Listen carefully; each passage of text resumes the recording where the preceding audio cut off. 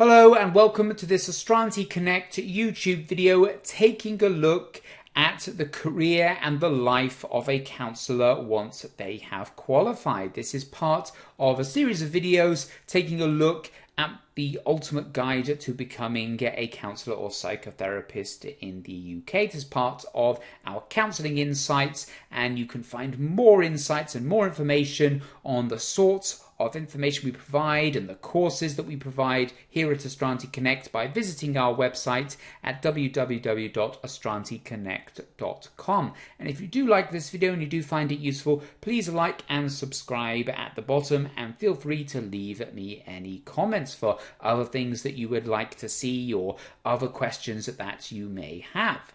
So let's take a look at what you can do once you have qualified. What is the life and the career of a qualified counsellor like? And we're going to start this video by taking a look at the specific areas that you can specialise in as a counsellor. And this will happen once you have qualified. So let's say you've completed your CPCAB Level 4 diploma, you've qualified, you've done all the relevant practice hours that you need, and you're now applying, or you have applied, to be a member of BACP.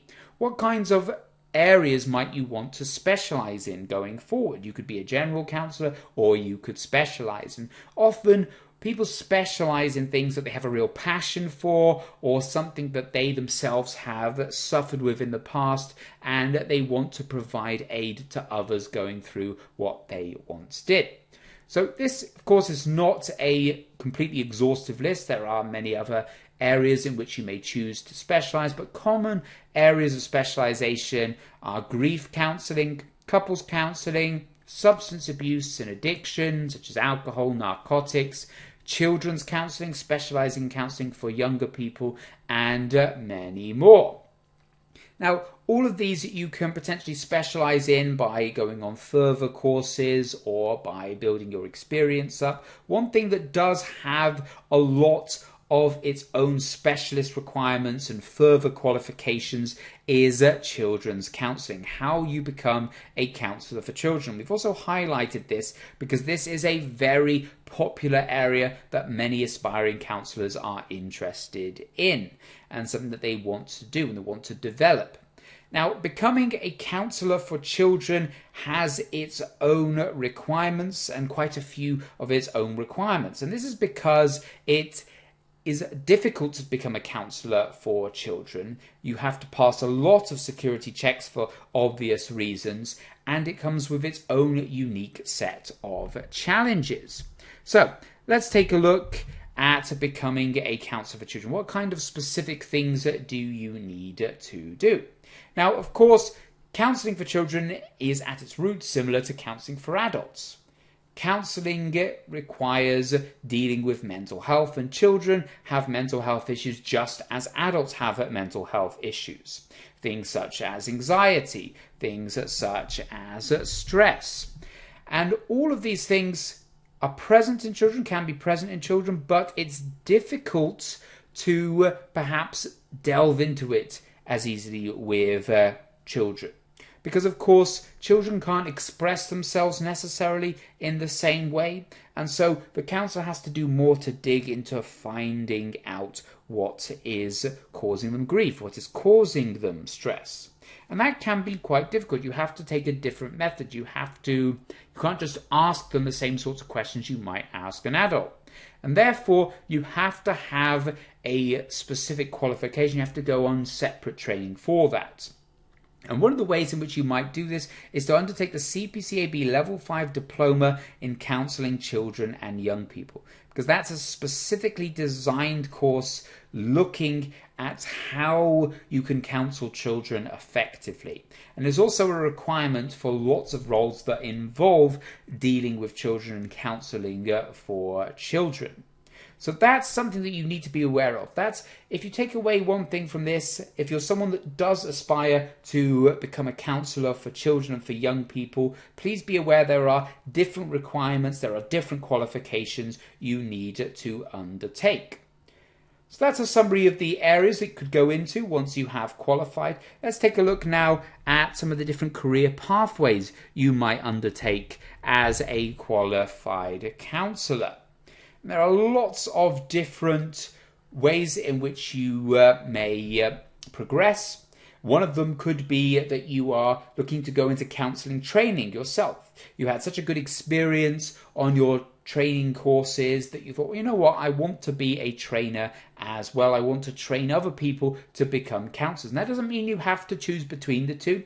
Everyone that is a qualified counselling trainer is also a qualified counsellor, at least at a reputable organisation. So you could split your time between training and counselling. But within the specific counselling industry, what kinds of things could you do? Well, you could work with an agency, counselling agency, and this is often the route a lot of people take when they first qualify. They want to gain some experience of becoming a counsellor, but they don't have the experience to deal with everything else themselves. So they work with a contracted agency. You sign up with an agency and they find clients for you. And this can be a bit more flexible, and also you have to fit in with their schedule though. And that may be a bit less flexible for you than it would be from setting up your own private practice, which is another thing that you could do. It's freeing, you don't have to answer to an employer, you work the hours you want, but with setting up your own practice, there are lots of other considerations. Remember that setting up a private practice is quite akin to setting up a business. There's lots of additional things that you need to take care of. You need to take care of marketing your practice. You need to take care of arranging your own clients and keeping on top of all the paperwork, etc.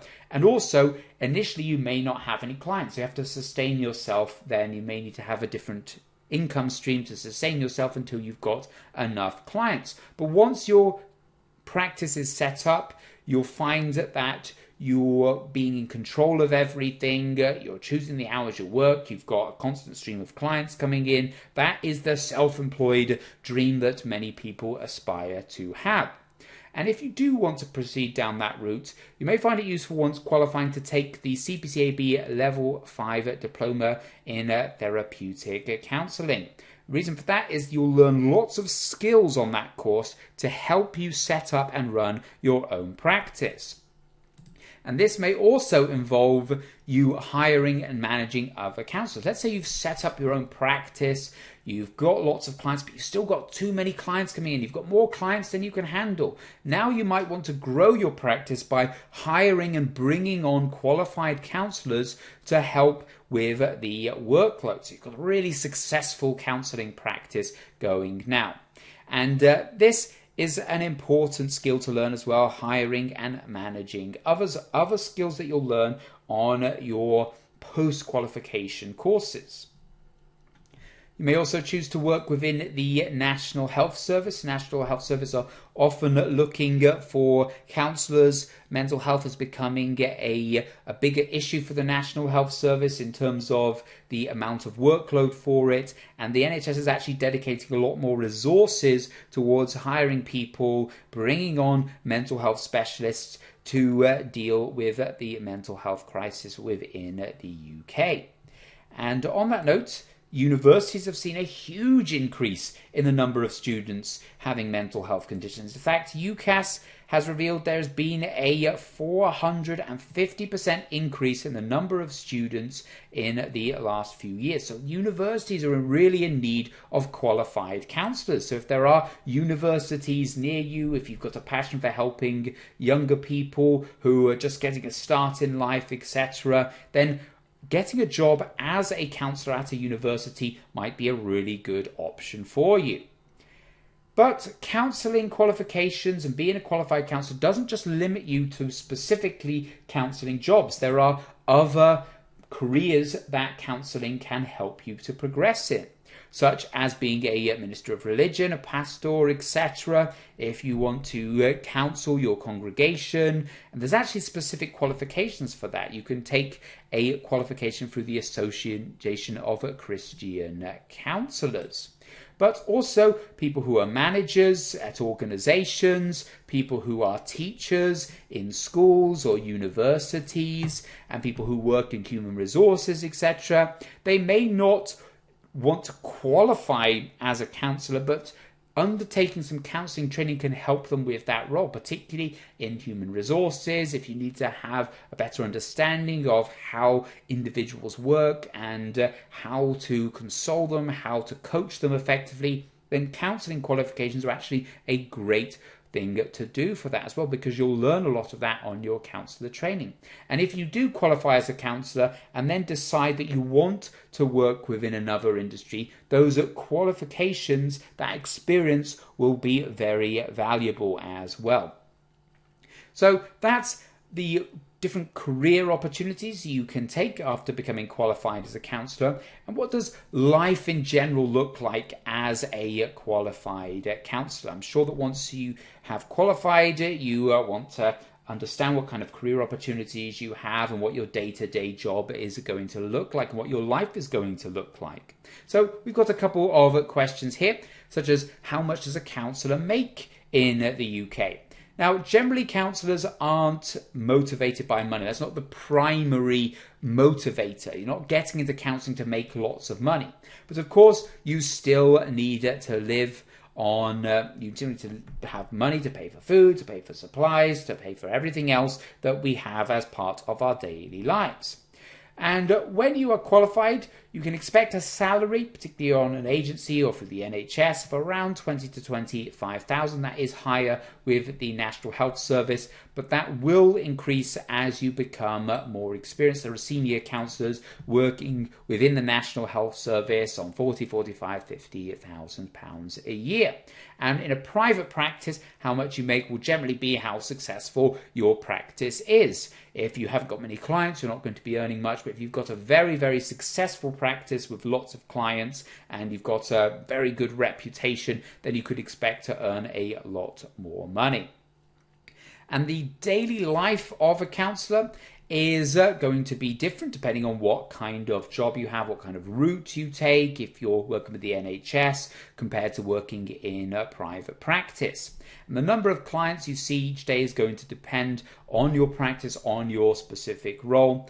And the role of a counsellor often does actually take place in the more traditional 9 a.m. to 5 p.m. But you may want to take on evening or weekend work to work around your client's needs. But all of this is in your control, particularly if you are in private practice. You may have to work around that if you work through an agency. So the typical role of a counsellor, you might want to think of it similar to a traditional 9 to 5 role, but you are just doing a role that is having a positive impact on the society, on your clients. You can generally schedule in your work time in a very similar time frame as a more traditional office-based 9 till 5 job. But there is a degree of flexibility where you can alter your work-life pattern to suit your needs.